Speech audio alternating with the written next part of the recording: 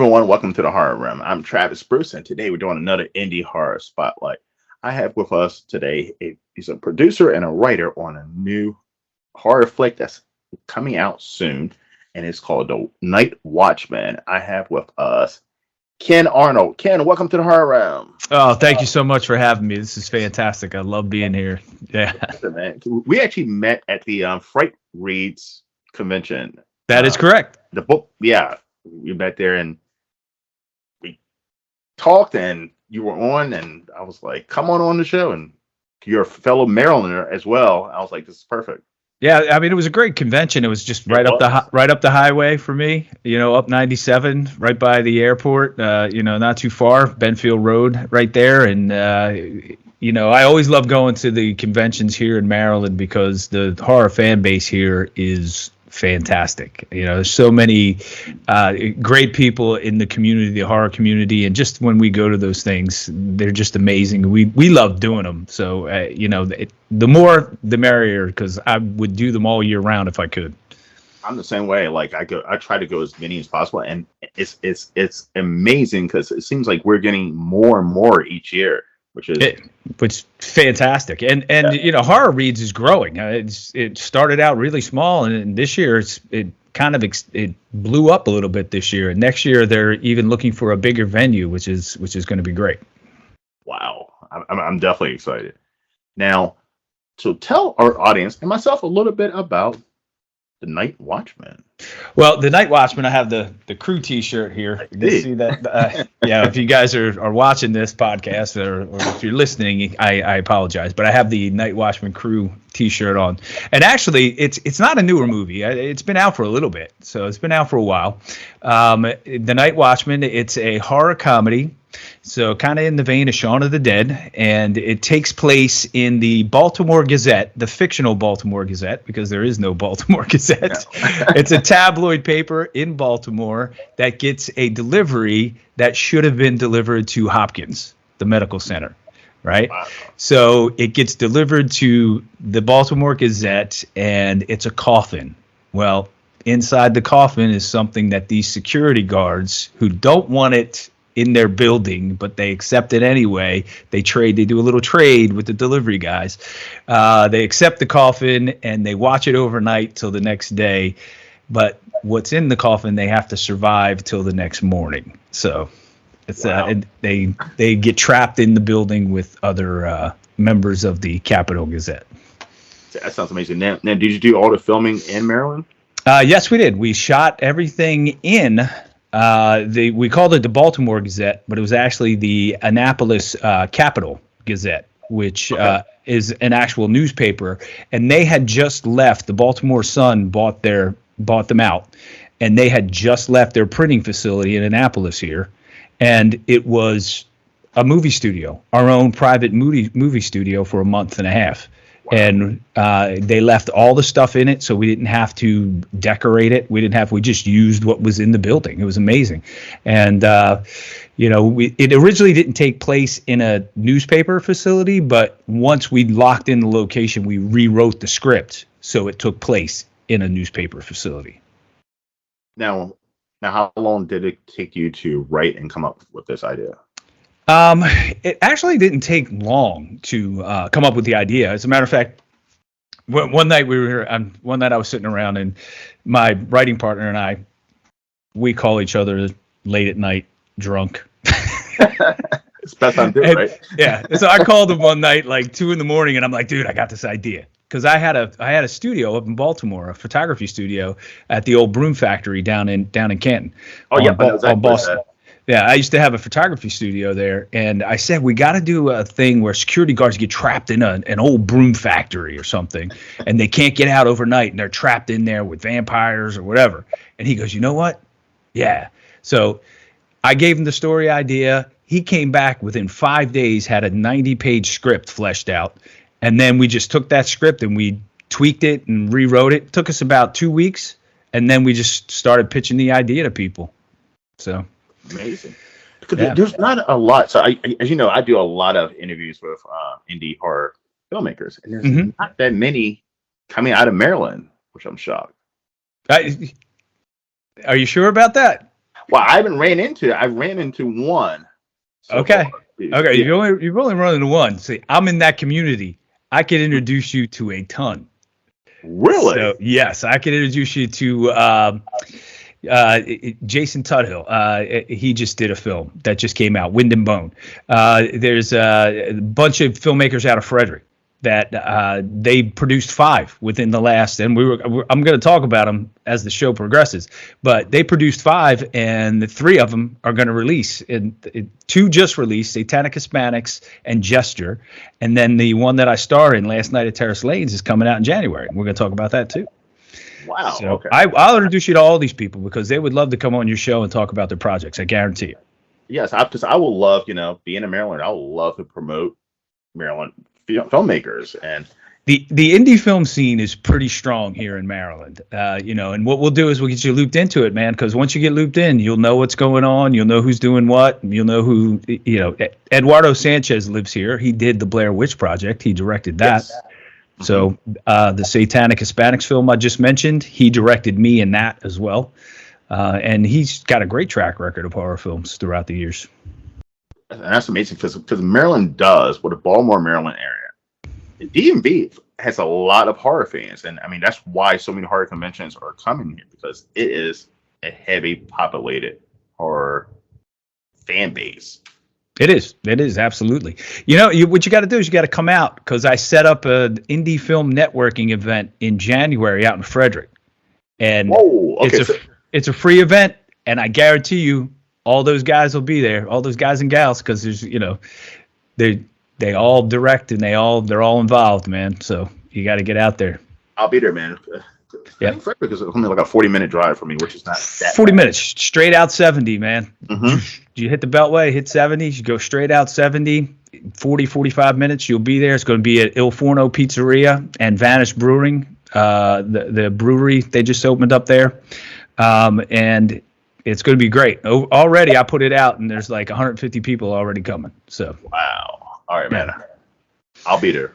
Yeah, the you gotta horror be room there. will be there. Yes. Yes, it's I think it's a Wednesday night, so midweek, but it was kind of the only night they would let us use. Yes. So I was like, all right, we'll take it. Now, I did watch one of your films. I did have the pleasure of seeing. Okay.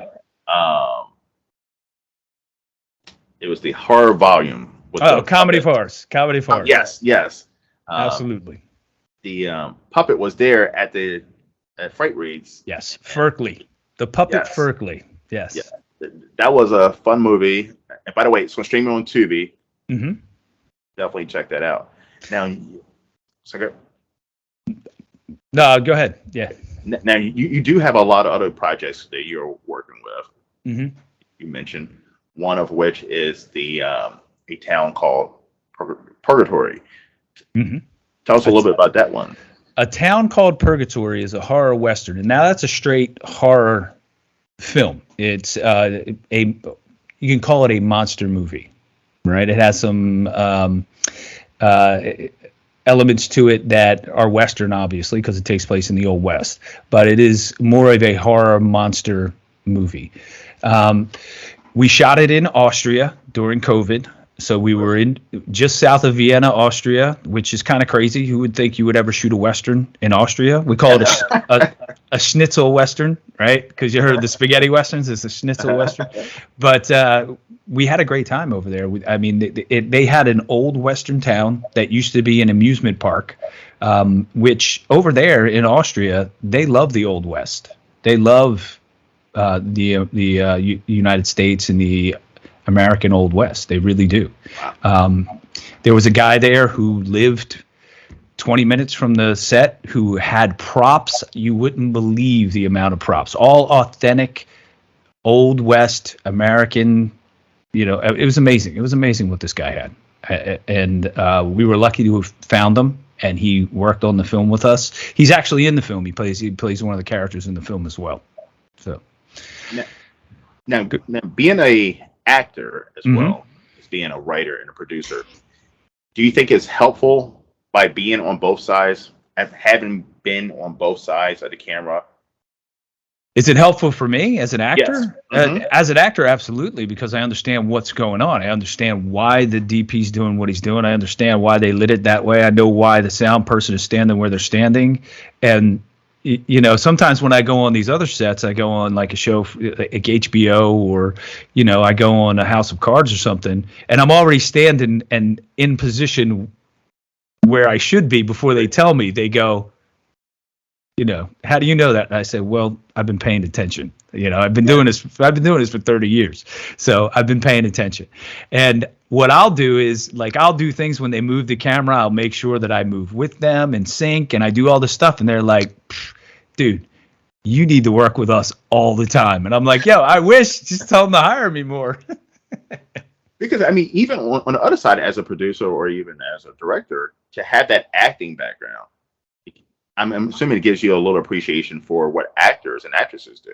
Oh, absolutely. Absolutely. You know, and I'm always looking out for my actors, you know, because I was an actor. I know, I understand. I want to make things as comfortable as possible for them.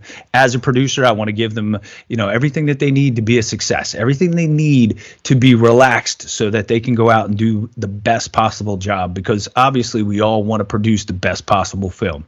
So I have to create that atmosphere for the actors. I have to make sure that they're, you know, happy. I got to make sure that they're comfortable. I got to make sure that they're prepared. I got to make sure they have everything they need to be prepared.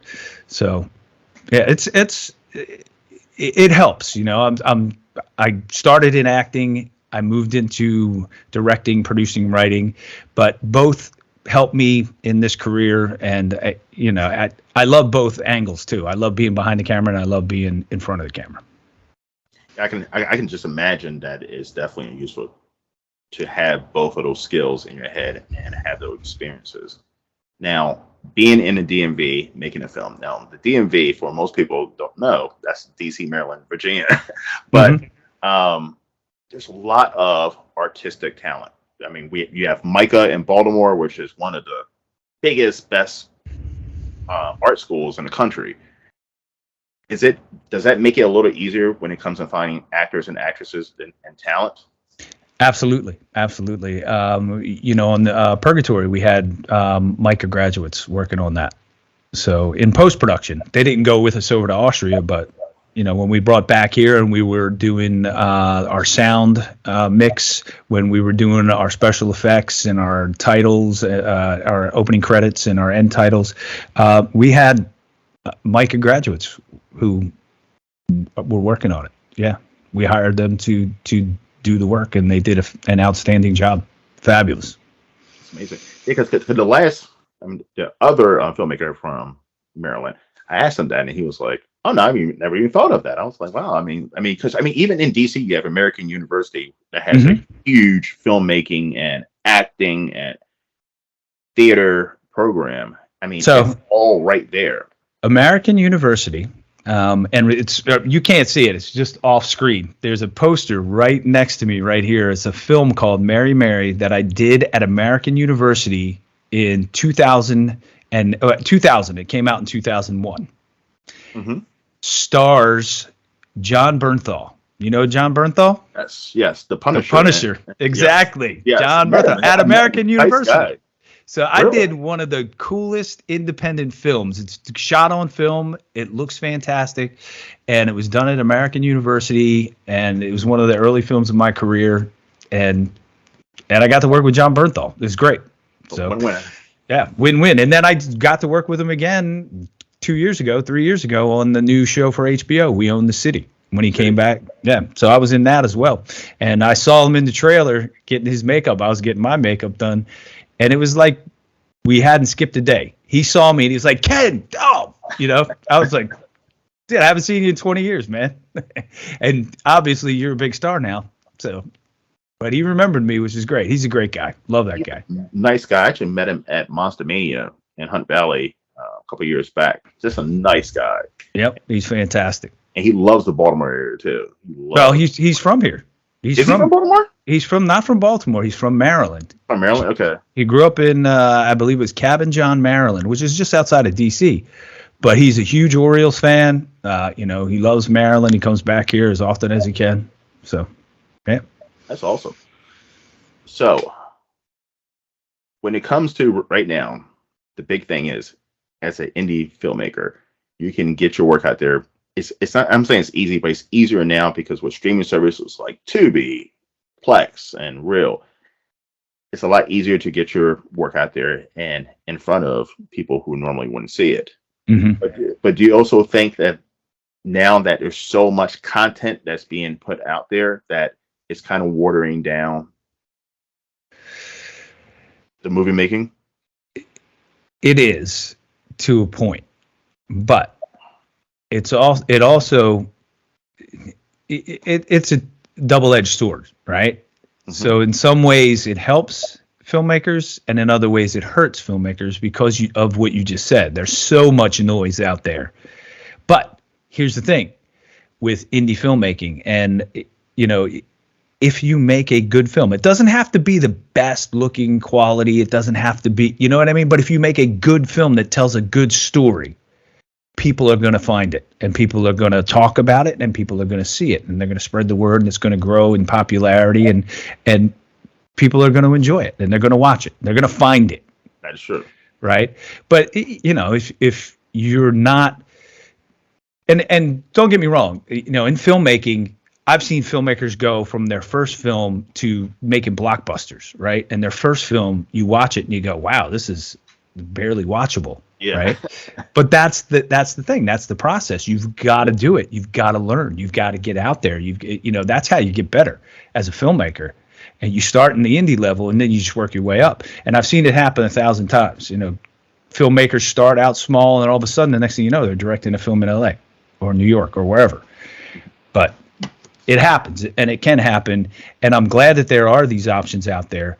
But it's hard. It's hard for indie filmmakers to make a movie, make a profit, and keep doing it. It's hard. It really is at the indie level. So. I wish it was a better scenario for filmmakers at the indie level, but currently it's difficult. It really is.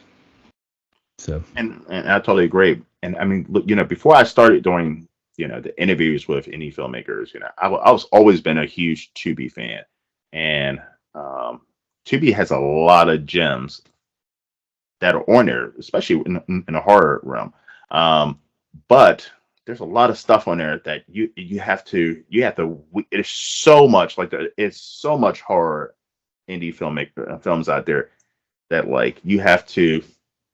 So how do you find them? What do you do? How do you which ones do you go to and say, oh, well, I heard about that one, or I heard about, what I mean? It's usually word of mouth, things you did. Yeah. It's word of mouth, or it's trial or error. I mean, sometimes you click on something and you're like, this sounds interesting, and you click on it and you take that chance. You do. And the problem, the more we dive into this whole indie film thing and how it's a business, right? So the problem is that these indie films, they don't have big budgets, right? And they're taking all their money and trying to put it on the screen. What they don't do is they don't save money to promote it. They don't have a budget to get it out there so people see it. And that's part of the problem, right? You're putting it in a few festivals, you're throwing it on social media, but you don't know how far your reach is on social media unless you're paying ads and stuff, and that's money.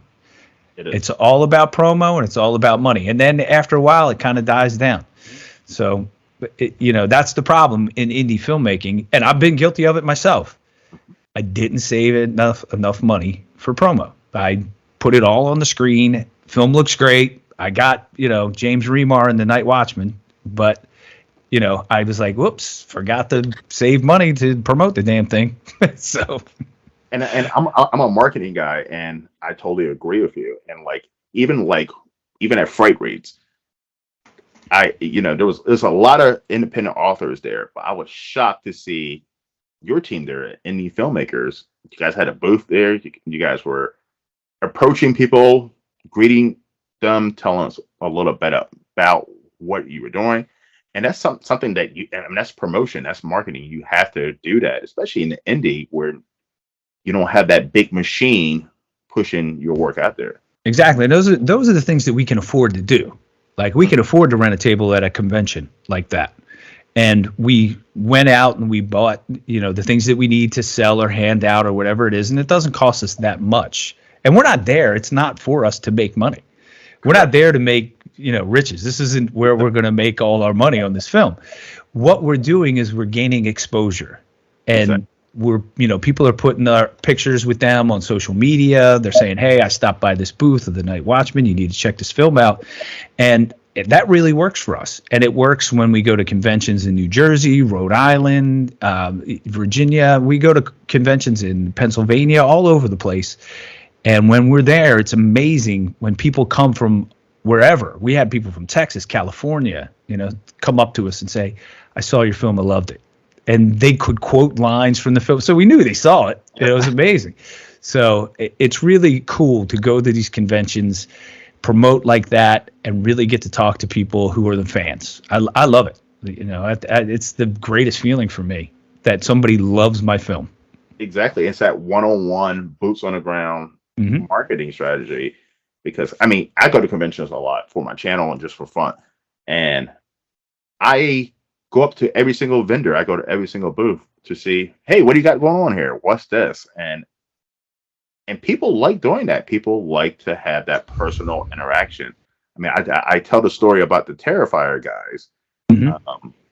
Before Terrifier was Terrifier, I was going to conventions often, and I kept seeing Terrifier. The guys from Terrifier is going to be there, Terrifier, and they were not charging for autographs. They were not charging for pictures. They were at every single damn convention I went to for like 2 years straight. And then finally I was like, okay, what is this? What is this creepy clown? What is this? Who is this guy? And I asked them, I said, what is this? Oh, Terrifier, blah, blah. And I immediately went home and watched the movie. There you go. Those guys are great. Those guys know what they're doing. They're great. They get out there. They're friendly. They'll take pictures with you. They'll do all that. I guarantee you, though, after that second Terrifier, they're going to start charging for pictures. Oh, they do charge now. Terrifier, after Terrifier 2, they definitely charge. Yep. Oh, yeah. Well, they're trying to make bigger and better things. I can't blame them. They put a lot of hard work into that. They deserve it. Absolutely. They have done a phenomenal job with their promotion and their films, and they keep getting better with everything that they do. These guys, they know what they're doing. They deserve every bit of it. Yeah, and there's not a convention in this country that they're not at, even after Terrifier did. Well, I was gonna wear my New Jersey HorrorCon shirt tonight, and the logo for the New Jersey HorrorCon last year was Art the Clown's face and New Jersey HorrorCon mashed together. So that's where the first time I saw them was at the New Jersey at the HorrorCon. It was in Atlantic City. Yeah, that was the first time I saw. That was probably 5 or 6 years ago. And you didn't come say hi to us? We were there. No, I didn't. We were there. Were you over there where the Terrifier guys were? No, we weren't near them. They had their own space, but okay. Yeah, we had our table. Yeah, we had our table. We were there. So we love the New Jersey HorrorCon. We didn't do the last fall. We chose to do Fright Reads instead. A little smaller, but we had done New Jersey HorrorCon earlier in the year. They also had a spring one, so we did earlier up in Atlantic City, and then they moved. I think in the fall it was in Edison, I believe. They moved it. Yep. Yeah, so we didn't go to that one, but we'll be back. We're definitely going to go back next year, probably. I love the one in Atlantic City because the Showboat, they also built this water park out of it. That's attached to it now. The Showboat has a water park attached to it now. They have those go-kart things. Used to be where the convention was actually held, but they have go-karts down there now, and they have a bowling alley, and they have a game room, and they have a blues bar or I think it's like maybe a Nashville bar. I don't know. I just remember seeing a big neon cowboy boot, so maybe it is a Nashville type. So, but yeah, but I don't know if they're going to do it the Showboat anymore. I wish they would. I thought it was great. I love the Showboat. Thanks. The parking, and even if you are there, you're right there. You walk right out, and you get the boardwalk and the beach, and you can grab something to eat. Fantastic. I grew up in Jersey, down at the shore, so.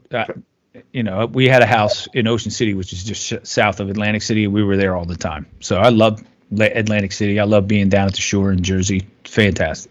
Amazing. I just hope, I hope they keep it there at the showboat because that's an amazing experience.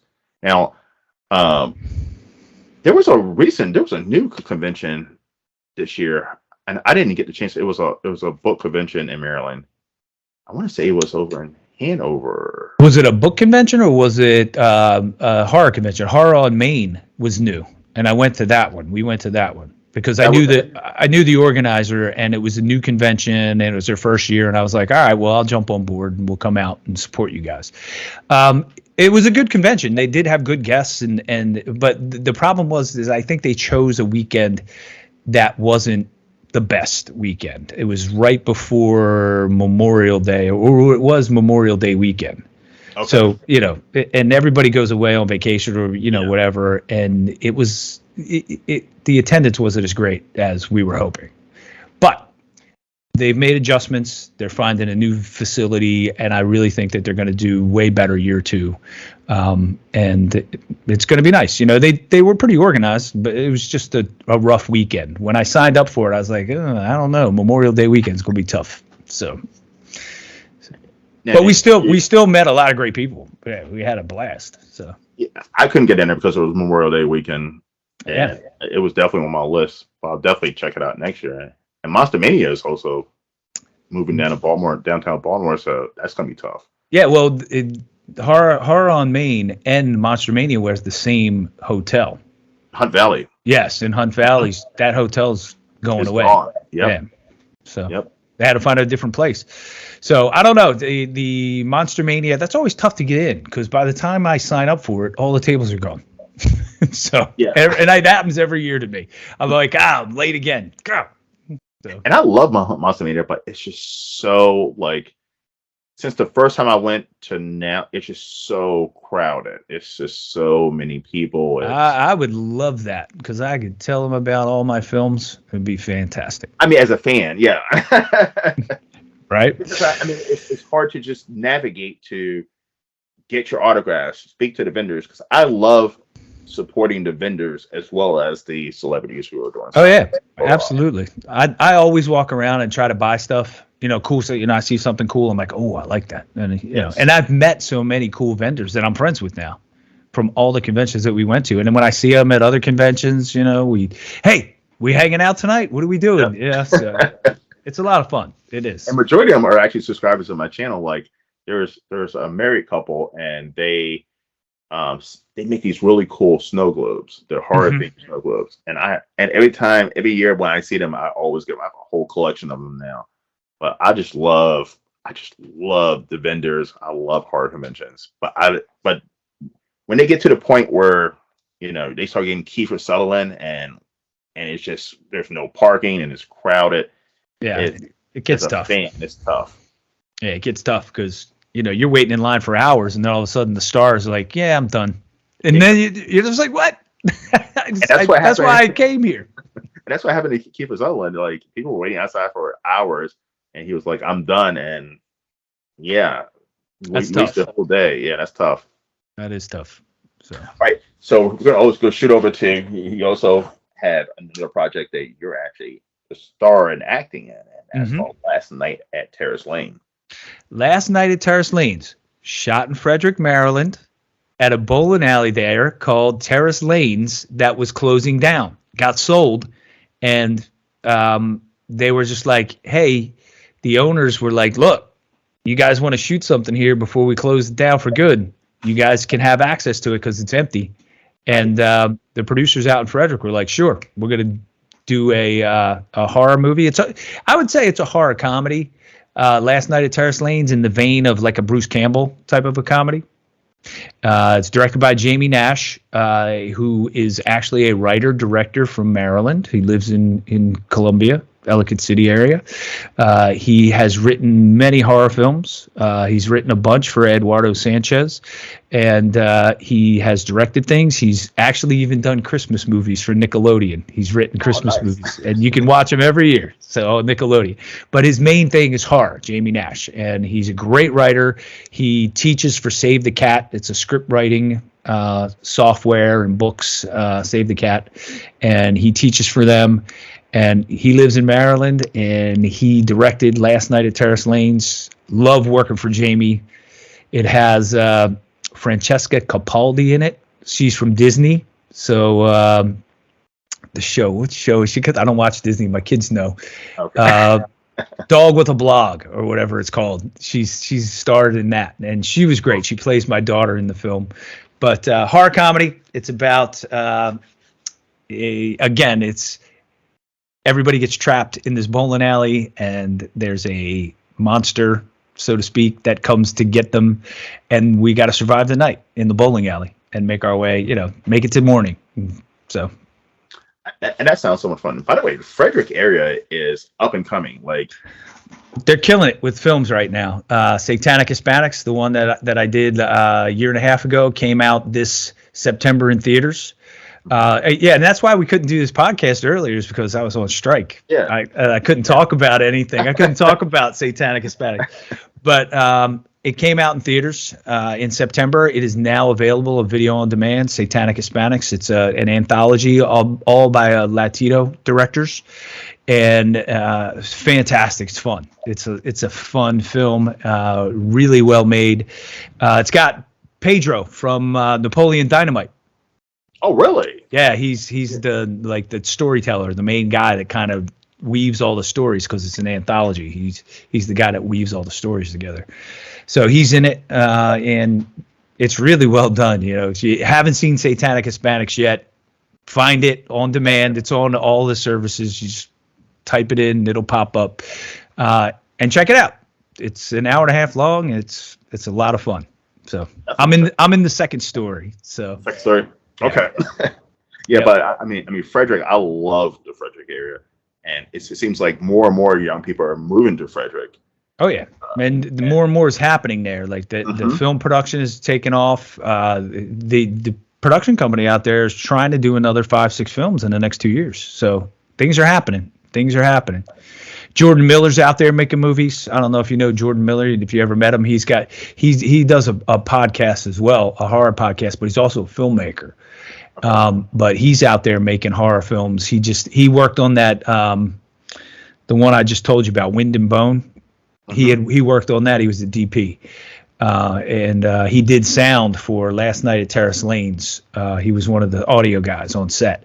So he's really involved. He is doing a film, off the top of my head, I can't remember what it is now. But look him up, Jordan Miller. He's on Instagram as well. And, talk to him. Man, he loves talking about horror films, and he does it all the time, and he makes horror movies, and he's doing some really good stuff out in Frederick as well. Hey man, listen, you just opened my mind up to the whole Maryland horror filmmaking, which they're everywhere. They're everywhere. There was only two of you. I thought there was only two of you. No. I could run down this list, and I looked it up the other day because I'm doing a new for the conventions. I'm doing a new 8x10 with all the stuff that I have been in on it, horror films over the years. And I went to my IMDb page and I looked down the list and I was like, holy hell, I've done 13 horror films. I didn't realize I did that many. So I'm looking at them, I was like, Lovely Molly. That's an Eduardo Sanchez. That did really well. And it actually outperformed, I think, one of the Star Wars movies in Brazil at the theater. Really? Which is amazing. I was like, holy, whoa, when it came out. So Lovely Molly, I did a film called Haunting of Pearson Place, which we shot not too far from here, about a half hour south of here. I did a film called Legend of the Mad Axe Man, which was actually a UK film, but they shot my scenes here in Washington, D.C. So, which was kind of cool. There's a film called Nightfall that was shot here. Copley, House of Fallen, The Dollhouse. All of these are available to watch streaming somewhere on the internet. So you can watch any of these films. House of Fallen had Corbin Burnson in it and C. Thomas Howell. Oh, nice. So, yeah, which was kind of cool. That was one of my first ones. Comedy of Horrors, of course, we did the horror comedy anthology, which we shot here, mostly in Annapolis and the surrounding areas. but we did that. We're looking to do another one, Comedy of Horrors 2, because that was volume 1. Now we got to do volume 2. Part 2, yes. Yeah, so we're working on that. Of course, last night at Terrace Lanes, The Jester, which was just released. If you haven't seen The Jester yet, it's very much like Terrifier's character. As far as an icon, it's like iconic. When you see the face in the poster, you're like, holy crap, that looks scary. So it's called The Jester. It's out there right now. It's video on demand. I only have a small role in The Jester, but done by the same producers out of Frederick that did Last Night at Terrace Lanes and Satanic Hispanics. They got a couple other ones coming out too, but I'm not really. I can't talk about those too much. So Last Night at Terrace Lanes, I just want to let you know, it comes out mid-January, and it'll be available on Tubi. It'll be available on Apple. It'll be available on all the streamers. So Last Night at Terrace Lanes. So check it out. Ken, I'm so glad that you and I connected because you just blew my mind. And you got to come to the DMV Indie Film Networking Hour. I'll be there. I'm 1%. Give me the information. I'm 100% be there. It's going to be January 10th out in Frederick, and I created a Facebook page. I'll put you on the invite, and I'll shoot. Are you on Facebook? Yep. Yeah, make sure we connect on Facebook, and then I'll send you the invite. Okay, perfect. Yeah, but there's so much going on in this market, man, and it's all great stuff. It's all great filmmaking. It's different levels, but you know what? That's the beauty of it. You get to see these filmmakers progress and get better and better and better. It's amazing. It is, man. And I interview filmmakers from all across the world. I literally just interviewed one from Italy this morning. So it's amazing. But I was like, boy, I wish there was some more Maryland. And there are. You just didn't know it. They were sitting right there. Yep. Even when I go to the conventions, I walk around. There are filmmakers from Maryland that are there. The one in Creature Feature Weekend out in Gettysburg. You go to that one yet? No, I haven't. I want to. Go to that one. That's on my schedule for next year. So there are a lot of Maryland filmmakers at that one, which is really cool. And Pennsylvania, because it's Gettysburg. Yeah. So Ken, how can everyone find you, my friend? Anybody, you can find me, Ken Arnold Actor, on Instagram. You can find me there. You can find me at ken@kenarnold.com. You can find me on IMDb. You can find me I have a link tree. Just look up Linktree Ken Arnold. And just go right in it. Yeah. And then it takes you down a rabbit hole of stuff you never knew you needed. I'm about to say, I still have your business card here with the little barcode, and it's just like boom, everything. Just do the barcode and boom, it opens up everything.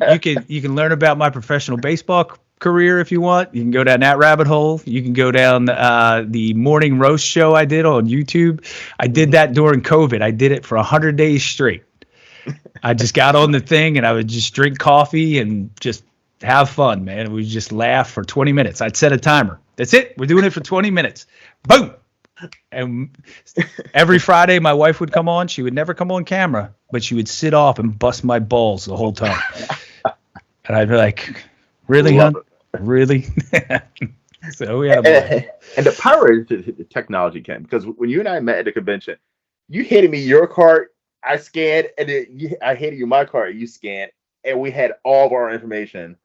It's the power of technology. It is the power of technology. Now you can just hold your phone right next to somebody's, and it just does it automatically. Yeah. You don't even have to scan it to take a picture of it anymore. Now you just put it right next to it.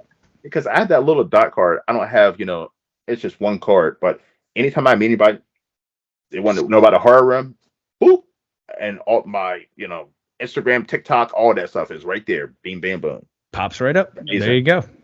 Technology, guys. And then you're on a podcast. Exactly. Boom. I'm glad because I was sitting there waiting. I was like, come on, strike, be over, so I could talk about these things that are coming out. And fortunately, the strike, the final vote was today, actually. So they're going to tally it up, and I guess they're going to announce it tomorrow whether or not it passed. And if it passed, then we're good. We can everybody can keep working and everything. And I think it's going to pass.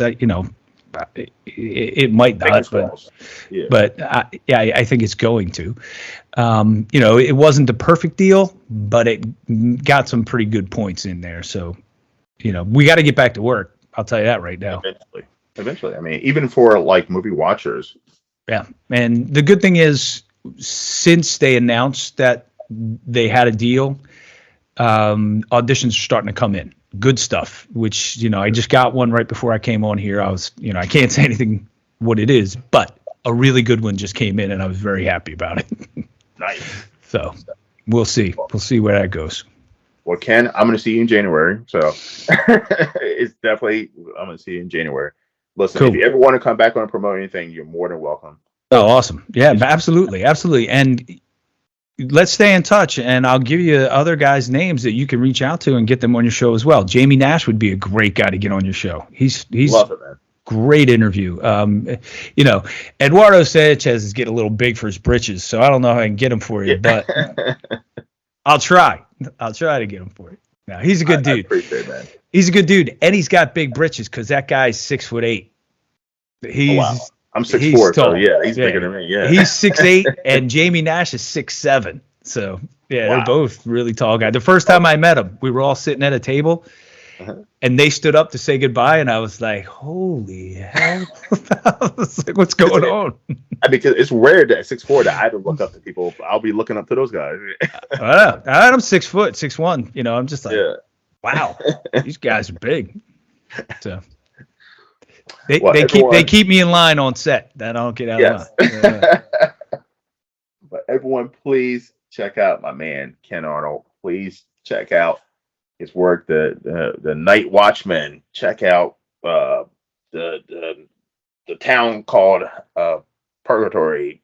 Check out. We haven't sold it yet. We're working on it right now, but it'll be out. It'll be out in 2024. There's actually going to be, check this out, a theatrical run in Austria. It's going to be in theaters for a week in Austria, in Vienna. Nice. Yeah, I know. Nice. Who knew, right? I was going to wind up producing movies in Maryland, and all of a sudden, the next thing you know, I'm having premieres in Austria. Now, are you going to Austria for the premiere or not? I probably will. Yeah, I'll probably be over there for a week. They want us to do press, and they want us to, go around to different TV shows and promote the film. So, yeah, it's going to be great. Awesome.